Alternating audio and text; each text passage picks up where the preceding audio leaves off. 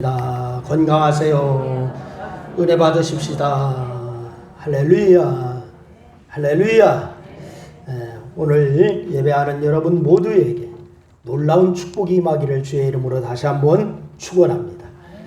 이 신명기 본문을 읽었는데 이 신명기는 설교집입니다. 뭐라고요? 설교집이에요. 그래서 이 설교는 보통 두 가지 중에 하나입니다. 이 신명기 설교의 주제 두 가지 중에 하나인데, 하나는 뭐냐? 이렇게 살아라 라고 하는 것이고, 또 하나는 그렇게 살지 말아라 라고 하는 것입니다. 이렇게 살아라, 그리고 그렇게 살면 안 된다. 신명기 마찬가지인데, 말씀대로 살면 복받고 말씀대로 살지 않으면 저주를 받는다. 이것이 바로 신명기 주제입니다. 다 같이 한번 따라합니다. 말씀대로 살면 복받고 말씀대로 살지 않으면 저주를 받는다. 그렇습니다. 이게 바로 신명기의 주제예요. 그래서 오늘 이 본문은 이스라엘의 광야 생활을 회고하는 말씀입니다. 그런데 왜 과거를 회고합니까? 여러분, 온고지신의 신앙이 필요하기 때문에 그렇습니다. 여러분, 과거를 돌아볼 줄 알아야 내일의 삶을 결정할 수 있기 때문에 그렇습니다. 여러분, 모세가 너희가 걸었던 40년의 세월을 기억하라 라고 이렇게 얘기합니다.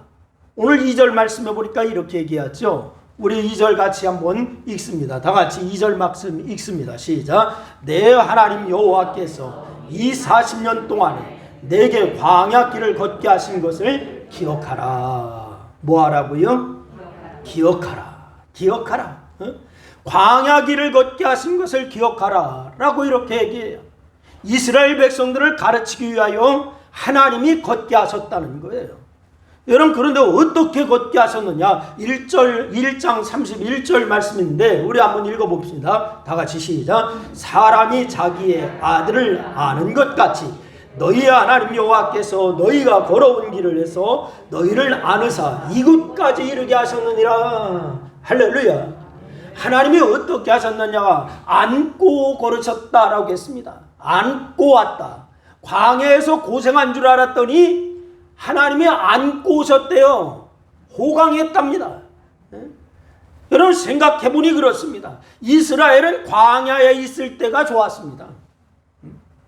여러분 한번 보세요. 이스라엘이 광야에서 고생한 길 같았지만은 사실은 이스라엘은 광야에 있을 때가 좋았어요.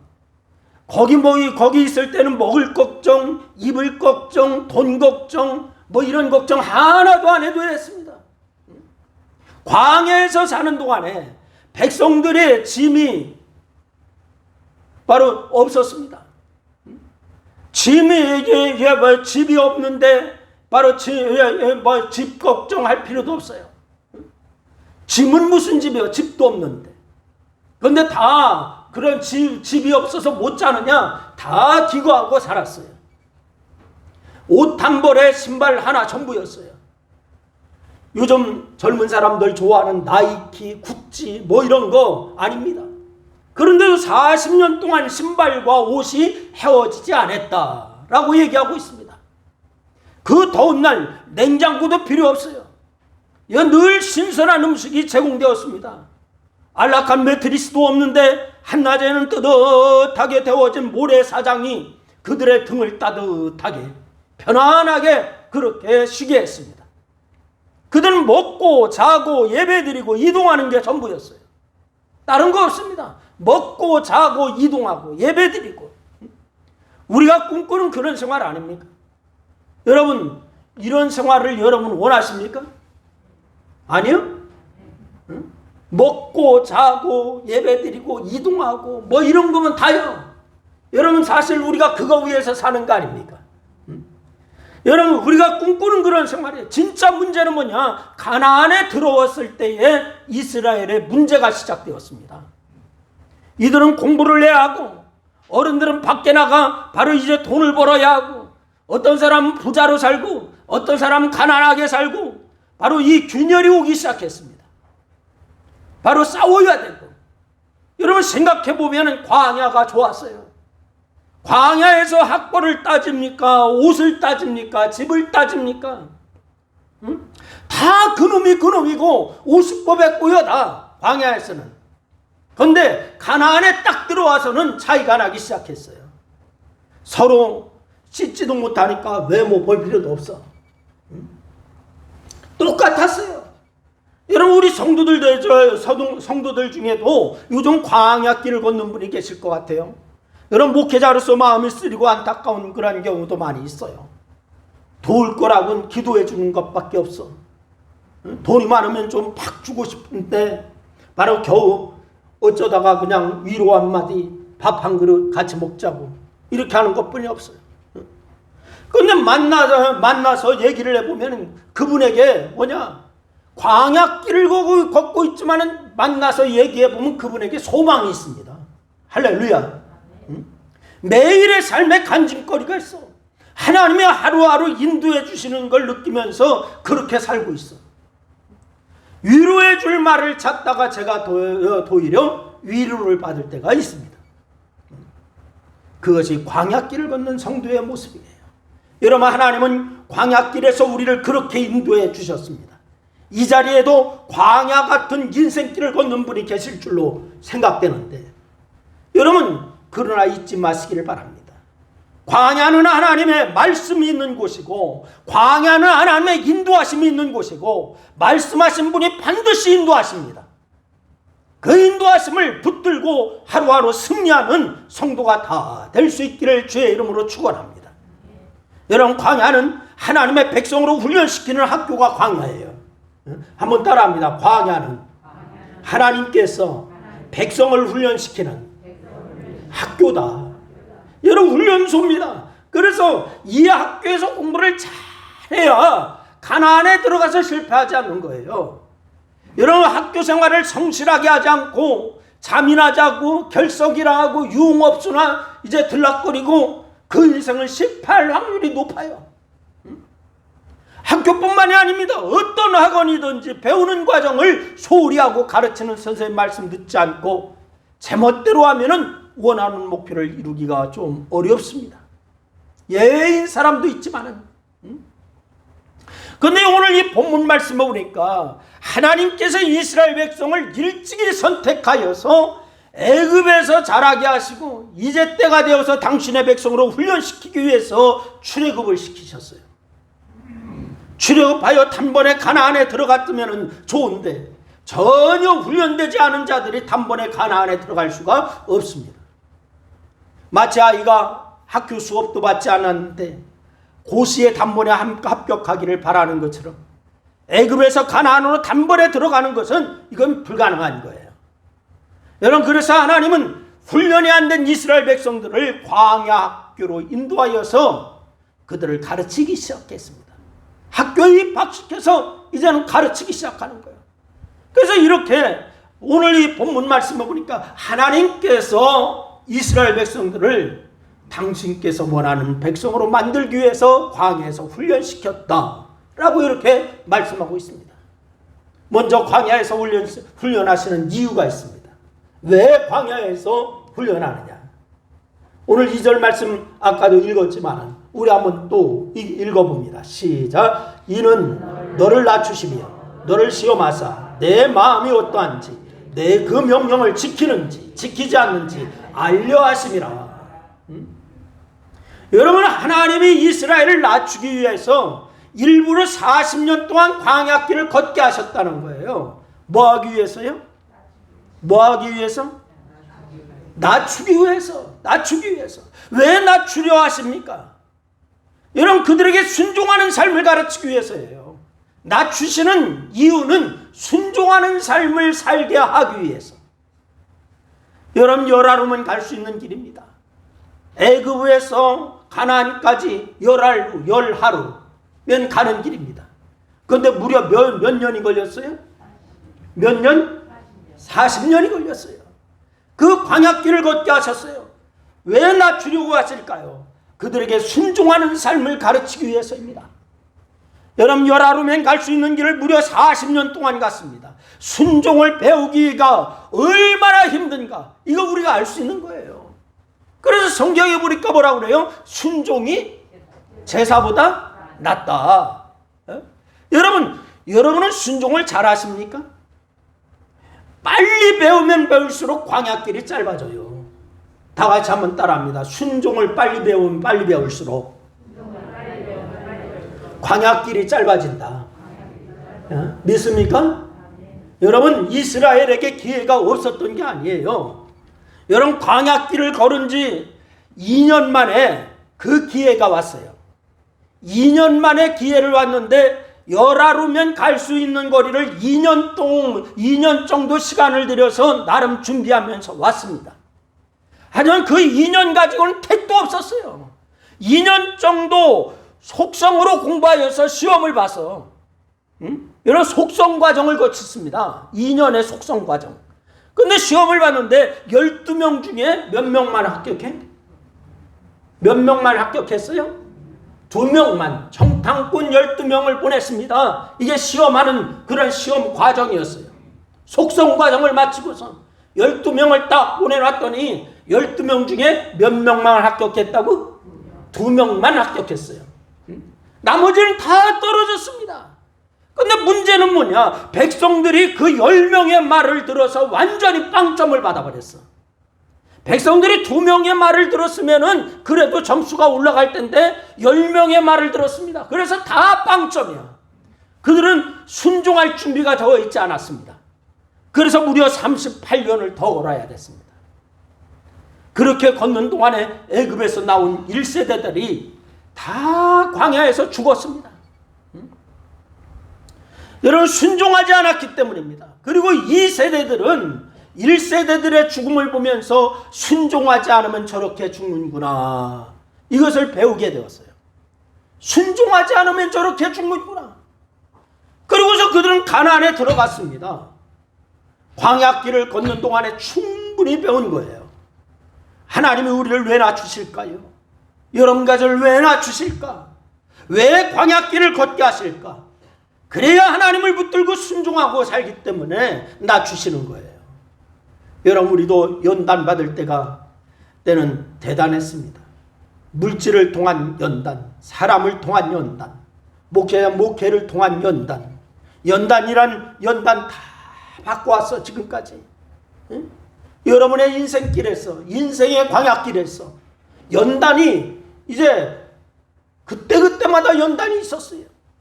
그래서 지금은 웬만한 연단은 겁이 잘 안 나.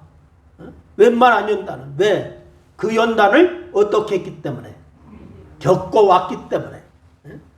하나님만 보면 문제가 없다는 것을 이제 알아. 그래서 이제는 하나님만 붙들고 하나님만 의지하면은 웬만한 연단은 다 지나간다, 이것을 이제는 믿어요. 그렇기 때문에 웬만한 연단 이런 것을 겁내지 않아. 여러분, 광야길이 외로운 길인 줄 알았는데 하나님이 안아주고 업어주면서 함께 걷는 길임을 알았어요. 지금까지 지나온 걸 보니까 주의 크신 은혜라. 지금까지 지내온 거 주의 크신 은혜라. 할렐루야. 지금까지 지내온 것 보니까 주님의 안아주시고 업어주시고 주님의 은혜 가운데 왔단 말이에요. 이걸 알아. 광야길을 걷는 동안에 하나님 앞에 납작 엎드리기만 하면 돼. 낮은 포복으로 확실히 기억하면 돼. 남자들은 다 군에 갔다 오니까요, 포복을 알아요. 우리 여자분들은 잘 모르겠지만은 포복할 때에 낮은 포복을 납작 엎드려서 그냥 걸으면 해야지. 조금 높였다면 위에 철조망에 걸려. 여러분, 엉덩이 들지 말고 옆 사람 기웃거리지 말고 훈련 받을 때 확실히 받아야 돼요. 할렐루야. 이게 낮은 포복이에요. 낮은 포복. 옆 사람 기웃거리면 안 돼요. 엉덩이 들었다 그러면 걸려. 여러분, 그래서 훈련 받을 때 확실히 받아야 돼. 하나님, 저는 하나님밖에 쳐다볼 곳이 없습니다. 시키는 대로 더 확실히 순종하겠습니다. 이렇게 하고 가야 될 줄로 믿으시길 바랍니다. 광야는 하나님, 우리가 하나님 백성으로 다져지는 훈련소, 이게 광야길이에요. 지금 광야길을 걷고 계시는 분이 계십니까? 그렇다면은 하나님만 의지하고 더 납작 엎드려서 주님만 의지하시기를 주의 이름으로 축원합니다. 둘째는 광야에는 훈련의 단계가 있어요. 뭐가 있다고요? 훈련의 단계가 있습니다. 낮아져봐야 내가 하나님께 얼마나 순종하며 살았는지 알 수가 있다는 거예요. 낮아져봐야. 여러분, 내가 그동안 먹고 산 것들이 다 어디서부터 흘러온 것인지 여러분 낮아져봐야 알 수가 있다는 거예요. 2절 말씀이 낮아져봐야 바로 순종하며 살았는지 아닌지 알 수 있다. 이것을 얘기하고 있고요. 3절로 4절 말씀에 보니까 바로 그동안 먹고 산 것이 다 어디로부터 흘러온 것인지 알게 된다. 3절로 4절에 말씀을 주고 있어요. 이렇게 낮아져봐야 하나님의 은혜를 깨닫게 되는 거예요. 하나님이 우리를 낮추시는 훈련의 단계가 있다라고 말씀드렸는데 2절에 보니까 처음에는 하나님께서 이스라엘을 어떻게 했대요? 낮추셨다. 뭐 했다고요? 낮추셨다. 그 두 번째는 3절에 보니까 낮추시며 줄이게 하셨다. 그리고 4절에 보니까 세 번째는 낮추시며 옷이 헤어지며 발이 부르트게 하셨다. 그리고 넷째 5절 말씀 낮추시며 징계하는 것처럼 대하셨다. 이렇게 말씀하십니다. 이것이 하나님은 어디까지 낮추시는가 극적으로 보여주는 거예요. 낮추시고 줄이게 하시고 옷이 헤어지고 발이 부르트고 또한 징계하시는 것처럼 대하시고 이 단계였어요. 여러분 살다 보면은 낮아지게 하실 때가 있습니다. 인생에 빨간불이 켜지고 사업이 흔들리고 파산하고 소망을 잃게 될 때가 있습니다. 뜻하지 않은 사고나 재난 때문에 어려움을 당할 때도 있습니다. 그 과정 중에 하나님이 나를 징계하시구나 하는 깨달음을 얻을 때가 있어요. 응? 여러분이 그런 것이 없습니까? 살다 보면 하나님이 나에게 사인을 보내시는구나. 하나님이 나를 잘못 산다고 징계하시는구나. 이거 깨달을 때가 있어요, 없어요? 있어요. 응? 근데 어떻게 해야 되는가? 하나님의 은혜를 붙들어야 될 줄로 믿으시기를 바랍니다. 배고프고 옷이 헤어지고 근심이 늘어나고 하나님의 은혜는 여전히 계속된다는 사실을 깨달으세요. 광야길을 내가 지금 가고 있다. 하나님이 나를 영원히 떠나셨나 봐. 아니에요. 굶주리고 있다. 고난 중에 있다. 어려움 중에 빠져 있다. 병들고 있다. 하나님이 나를 잃어버리셨나 봐. 하나님이 나를 영원히 버렸나 봐. 아닙니다. 여러분 그때가 하나님의 은혜를 붙들어야 할 때인 줄로 믿으시기를 바랍니다. 여러분 이렇게 징계를 당할 때 삶의 궤도를 수정하여서 하나님 앞에 바로 서야 되는 거예요. 광야길을 가고 있을 때 내 삶이 삐뚤어졌다라고 하는 것을 깨달으면 이 궤도를 수정하시기를 바랍니다. 누구 앞으로? 하나님 앞으로 수정하세요. 때로 하나님은 우리를 추구해 굶주리게 하십니다. 견디기 힘든 고난도 주십니다. 왜 그렇게 하십니까? 그것을 통해서 내 주식은 배를 채우는 양식이 아니다. 말씀이다. 이걸 깨닫게 하기 위해서요. 나를 낮추시고 나를 다시금 훈련하셔서 하나님을 바라볼 수 있게끔 순종하게끔 하기 위해서. 할렐루야. 그래서 오늘 3절 말씀을 보니까 이렇게 얘기해요. 우리 한번 다 같이 읽습니다. 3절 시작. 너를 낮추시며 너를 줄이게 하시며 또 너도 알지 못하며 내 조상들도 알지 못하던 만나를 내게 먹이신 것은 사람이 떡으로만 사는 것이 아니요 여호와의 입에서 나오는 모든 말씀으로 사는 줄을 내가 알게 하려 하심이니라. 할렐루야. 하나님은 이스라엘 백성들을 먹을 것이 없는 길로만 데리고 다니시면서 그들에게 뭘 공급해 주시느냐? 만나를 공급해 주셨어요. 광야에서. 여러분 만나 이슬처럼 내렸습니다. 그들은 만나가 내리는 소리를 들을 수가 없었어요. 다 잠자고 있을 때에 이슬에 내릴 때에 그때 소리 없이 내렸어요. 이것은 하나님의 은혜가 임하는 방법이에요. 여러분 하나님의 은혜가 막 천둥 치듯이 우박이 쏟아지듯이 그렇게 쏟아지는 게 아니고 소리 없이 은혜가 임했어요. 하나님의 은혜는 잠깐 내리다가 마는 소낙비가 아니에요. 여러분 소낙비가 그냥 왕창 쏟아졌다가 어제도 보니까 비가 그냥 뭐 억수로 쏟아지다가 또 해가 바짝 나대. 그 소낙비는요 사실 작물에도 도움이 별로 안 돼. 하나님의 은혜는 잠깐 내리다가 마는 소낙비가 아니에요. 하나님의 은혜는 이슬처럼 온 지면을 덮는 거예요. 그러나 하나님의 은혜 큰 소리로 내는 천둥처럼 임하지 않아요. 소리 없이 임합니다. 그래서 언제 은혜가 임했는지 어떻게 임했는지 사실 우리는 알 수가 없어요. 느끼지를 못해. 아침이 되어서 집 밖에 나가보면 그 은혜가 소복히 쌓여 있어요. 이게 만나가 내리는 거였어요. 여러분의 인생길을 한번 되돌아보시길 바랍니다. 하나님의 은혜는 여러분은 어떻게 임했는지 모르지만 저는 그렇게 임했습니다. 나도 모르게 하나님께서 자연스럽게 소복소복 나도 모르는 사이에 쌓아주셨어요. 여러분 그 은혜를 발견한 사람이 하나님의 말씀대로 오늘 먹을 분량을 만나를 거두어 오면 되는 거예요. 하나님의 은혜가 이렇게 임했구나 해서 바로 은혜에 감사하면서 그 만나를 거두어 오면 되는 거예요. 그 만나를 먹으면 바로 나는 하나님의 은혜 없이는 단 하루도 살 수가 없는 존재구나 이것을 느끼면서 감사하며 사는 거예요.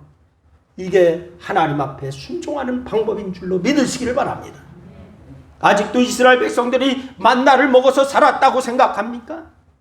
그렇지 않습니다.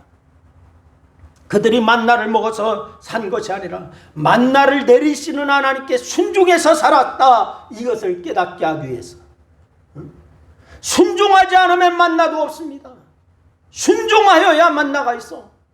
그래서 하루 먹을 것은 그날에 바로 거둬라 라고 했어. 그런데 어떤 사람은 순종하지 않냐고 아이고 뭐 이렇게 매일 나와 내일 것까지 거두지 그랬더니 그 만나가 다 어떻게 버렸어요?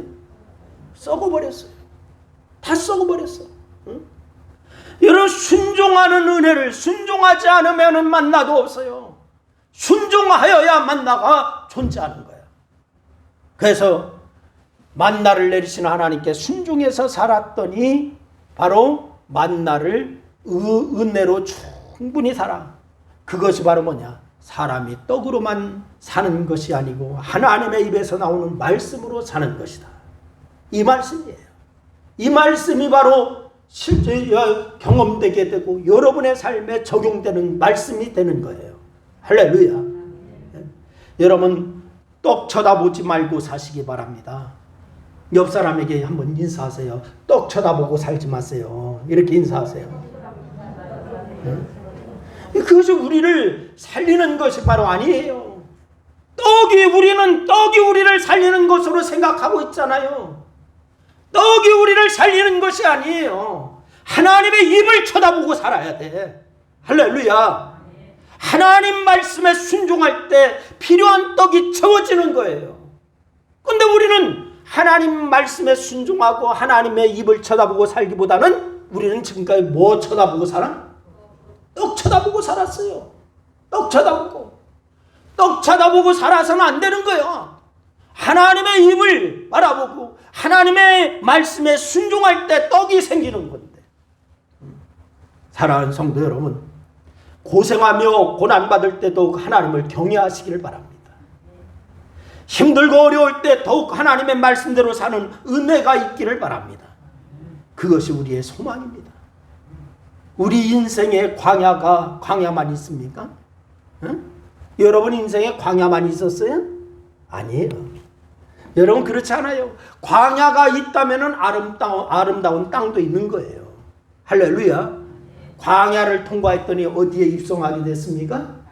가나안에 입성하게 되었어요. 응? 아름다운 땅은 훈련을 잘 받은 자가 차지할 수가 있는 곳입니다. 그러니 훈련을 잘 받고 순종하면서 그 땅을 차지하는 여러분 될 수 있기를 주님의 이름으로 축원합니다. 그리고 세 번째는 이 교육의 목적은 하나님 말씀으로만 산다고 하는 사실을 확고하게 깨닫는 거예요. 하나님의 말씀으로만 산다는 사실을 확고하게 깨닫게 하기 위해서 교육을 시키는 거예요. 광야길을 걷게 하는 거예요. 여러분, 하나님께서 이스라엘 백성에게 주시는 땅은 고난의 땅이 아닙니다. 하나님만 바라보며 사는 자에게는 하나님은 젖과 꿀이 흐르는 땅을 준비해 주신 줄로 믿으시기를 바랍니다. 그래서 7절로 9절 말씀해 보니까 이렇게 얘기해요. 우리 한번 읽습니다. 다 같이 시작. 내 하나님 여호와께서 너를 아름다운 땅에 이르게 하시나니 그것은 골짜기든지 산지든지 시내와 분천과 샘이 흐르고 밀과 보리의 소산지요 포도와 무화과와 석류와 감람나무와 꿀의 소산지라. 내가 먹을 것에 모자람이 없고 내게 아무 부족함이 없는 땅이며 그 땅의 돌은 철이요 산에서는 동을 캘 것이라.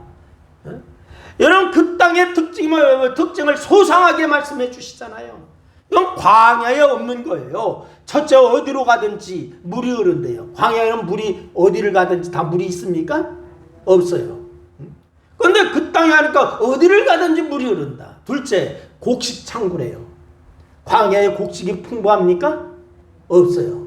그런데 거기에는 곡식이 풍부해. 셋째, 과일이 풍성하대요. 먹을거리 걱정 말고 사는 것도 걱정 말아라. 먹을거리도 걱정하지 말아라. 사는 것도 걱정하지 말아라. 거기에는 자원이 풍부하다. 그래서 돌이 철이다. 돌이 철이고 산에는 동을 캘 것이다. 지하강 자원이 풍부하대요. 그러니 갖다 팔면 다 돈 되는 거예요. 갖다 팔면은. 이것을 전부 공짜로 주셨어요. 이렇게 해서 잘 살게 되면은 절대로 잊지 말아야 할 것이 있어요. 잘 산다고 고난의 길, 광야의 길을 가다가 하나님의 은혜로 이제 잘 살게 되었어요. 아름다운 땅에 입성하게 되었어요. 이제는 땡 하고서 돌아서는 사람 저는 몇 번 봤어요. 그런데 그때 조심하라는 거예요. 그렇게 해서 잘 살게 되면 절대로 잊지 말아야 할 것이 있는데 그것이 10절 말씀이에요. 10절 말씀 우리 같이 읽겠습니다. 다 같이 시작. 내가 먹어서 배부르고 내 하나님 여호와께서 옥토를 내게 주셨으므로 말미암아 그를 찬송하래요. 뭐 하라고요? 찬송하라고. 누구를? 여호와 하나님을 찬송하라. 등 따숩고 배부르면 하나님을 잃어버리는 사람들이 얼마나 많은지 몰라요. 그래서 하나님은 내가 너에게 풍족하게 준 것으로 말미암아 나를 찬송하라. 여러분, 주님의 이름으로 부탁합니다. 여러분, 잘 나갈 때 더 주님을 찬송하시기를 바랍니다. 잘 나갈 때 하나님 앞에 더 충성하시기를 바랍니다. 여러분, 풍족하다고 하나님을 잊지 말라는 거예요. 여러분, 하나님 앞에 인색하지 마세요. 광야에서 하나님의 말씀을 배웠다면 그곳에서는 배운 말씀대로 하나님의 말씀을 붙들고 살아라 라고 말씀하고 있어요. 하나님 앞에 잘 나갈 때 잘하여야 끝까지 잘 나가는 거예요. 잘 나간다고 조금 그만 떨다가 하나님을 잃어버리고 등 따숩다고 세상으로 나가버리고, 여러분, 그거 하나님이 훅 불어버리면 아무것도 없어요. 응? 왜 그렇게 해야 돼요? 가나안은 젖과 꿀이 흐르지만은 여러분, 천국이 아니에요. 가나안은 젖과 꿀이 흐르는 땅은 분명합니다. 그런데 천국이 아니에요. 약속의 땅인 동시에 가나안은 유혹의 땅이기도 합니다. 가나안은 아름다운 땅입니다. 젖과 꿀이 흐르는 땅입니다. 하나님이 약속하셔서 들어간 땅이요. 그런데 거기에 가면은 대적들이 있습니까? 없습니까? 대적들이 있어요? 없어요? 있어요. 거기에서 수고하여야 돼? 안 해야 돼? 해야 돼. 이스라엘은 하나님의 약속대로 하나님의 은총을 누리게 될 거예요. 하지만 배부르고 넉넉해서 하나님을 잃어버리고 내가 수고해서 이렇게 되었다 착각할 수 있어. 오늘날 많은 성도들이 이 착각에 빠져 있는 경우가 얼마나 많은지 몰라요. 지금 조금 집장만 하고 조금 여유 있다, 자녀들 조금 잘했다, 잘됐다. 아, 그래, 이제까지 내가 이렇게 수고했으니까, 아, 그래, 이제는 내가 누릴 수 있지, 수고한 대가니까. 이렇게 착각하면 안 된다는 거예요. 아니, 착각을 넘어서 사단은 가나안의 신들이 하나님보다 더 부유하게 잘 살게 한다 유혹하고 있습니다. 여러분, 이 유혹에 넘어가지 말아야 될 줄로 믿으시기를 바랍니다. 그래서 하나님을 찬송하라고 했어요. 하나님을 찬송하라. 찬송하는 생활이 이스라엘 백성들의 시선을 하나님께 고정시켜주기 때문에 그렇습니다. 찬송은 고백입니다. 뭐라고요? 다 같이 찬송은 고백이다. 시작. 그래요. 또 찬송은 기도입니다. 찬송하며 살라고 하는 것은 하나님을 바라보며 살라라 이 말이에요. 하나님을 바라보고 살아라. 우리의 삶 속에 찬송이 있습니까? 옛날 은혜 받은 찬송 말고요. 요즘 은혜 받은 찬송 여러분에게 있습니까? 하나님께 드릴 찬송이 있는 사람은 행복한 사람이요.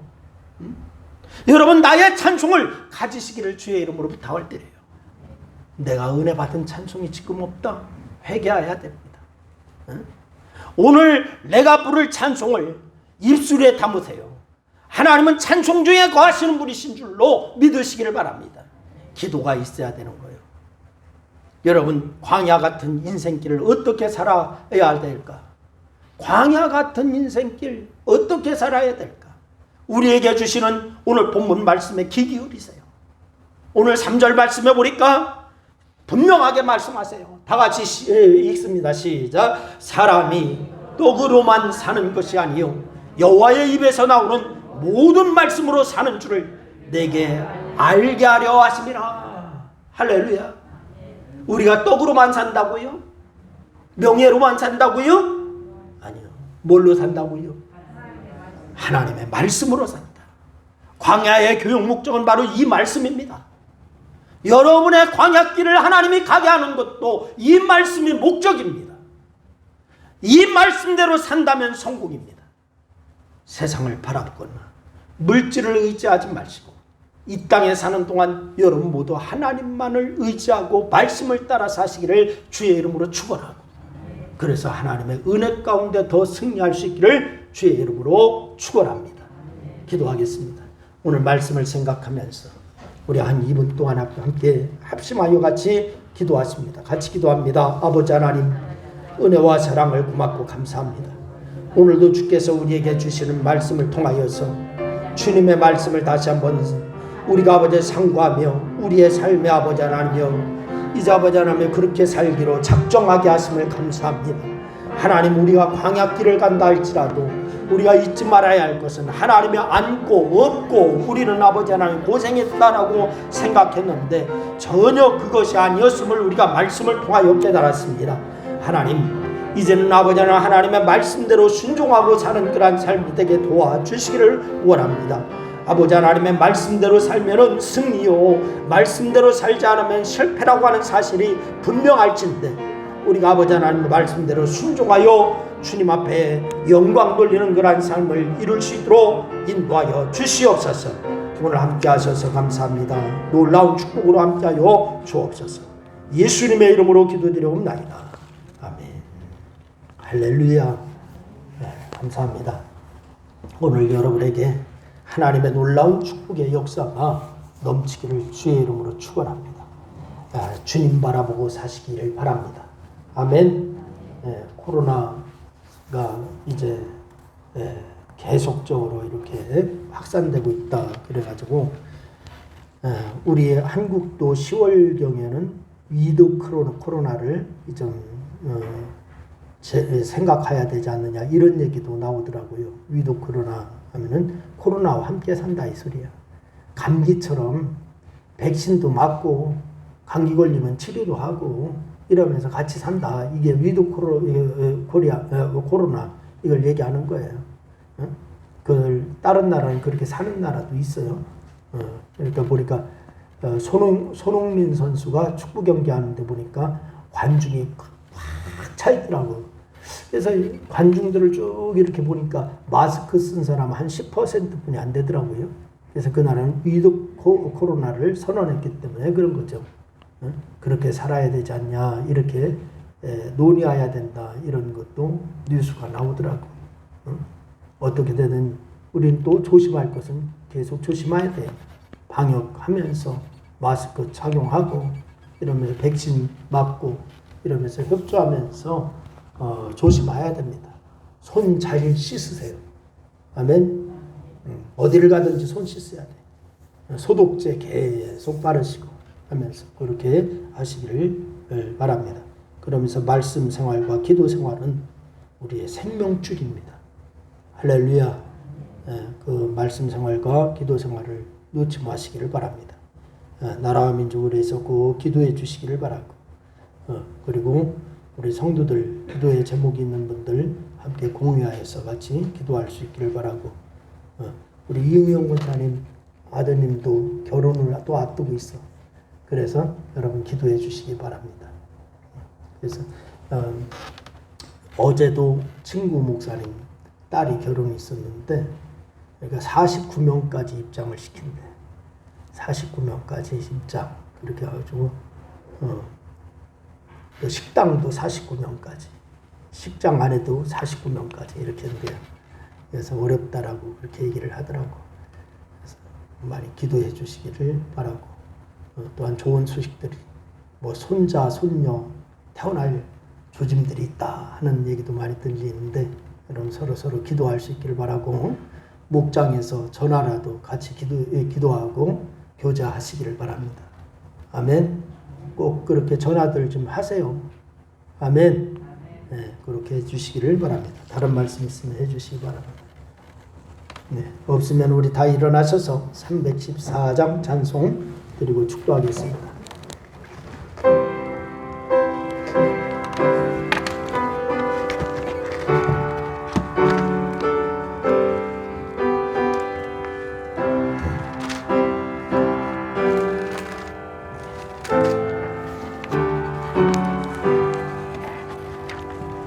내 구주 예수를 더욱 사랑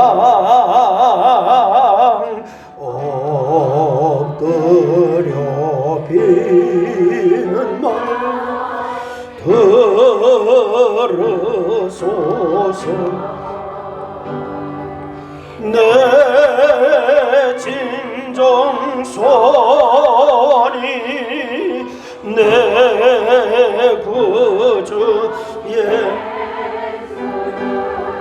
더욱 사랑 더욱 사랑 이전엔 세상 나 기뻤어도 지금 내 기쁨은 오직 예수 다만 내비는 말래 구주 예수를 더욱 사랑 더욱 사랑 이 세상 떠날 때 찬양하고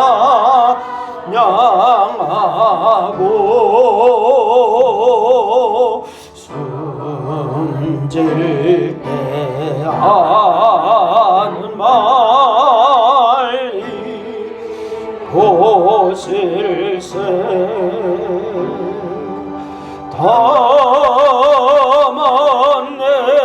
내비는 말래 구주 예수를 더욱 사랑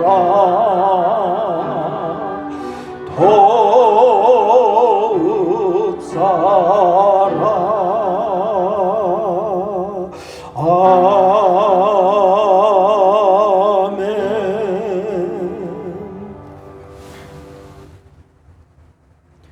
지금은 모든 고난을 이기시고 인류 구원의 사명을 완성하신 우리 주 예수 그리스도의 은혜와 우리를 시험하사 마음속 깊은 곳을 살피시는 하나님의 크신 사랑과 우리가 연약할 때 우리를 강하게 붙들어 주시는 성령님의 감동하시는 은총이 여기 모인 사랑하는 성도들 무리의회와 저들의 가정과 또한 직장과 사업과 또한 이제 인터넷으로 예배하는 그러한 사랑하는 성도들 무리의회와 이 나라와 교회의 이제로부터 영원토록 함께하옵시기를 축원하옵나이다.